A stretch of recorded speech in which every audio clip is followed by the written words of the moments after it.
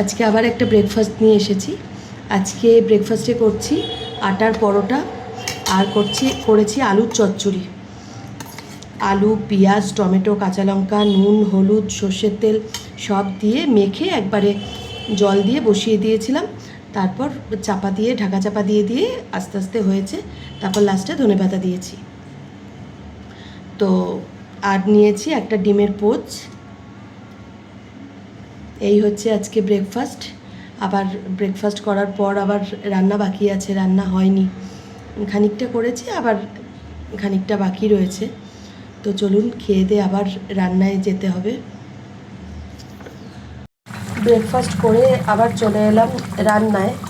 আজকে করছি আর মাছের ঝোল। আর মাছের ঝোলটা বসিয়েছি, এখন ফুটছে আর মাছের ঝোলটা। চলে এলাম আবার একটা লাঞ্চ ভিডিও নিয়ে। তো চলুন আজকে লাঞ্চের মেনুতে কী রেখেছি দেখিয়ে দিই। আজকে করেছি সাদা ভাত, করেছি ভেজ ডাল করেছি, আর ডালের সঙ্গে খাওয়ার জন্য এটা নারকেলের বড়া করেছি, পেঁয়াজ দিয়ে কাঁচা লঙ্কা দিয়ে নারকেলের বড়া করেছি। আর এটা করেছি পোস্ত বাটা।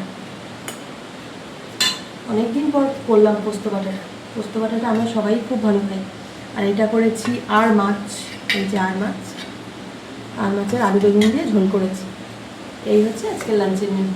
আজকের লাঞ্চের মেনু কীরকম লাগলো আমাকে কমেন্ট করে জানাবেন। ভালো লাগলে একটা লাইক করে দেবেন। তো চলুন আসছি পরের কোনো এক ভিডিও নিয়ে।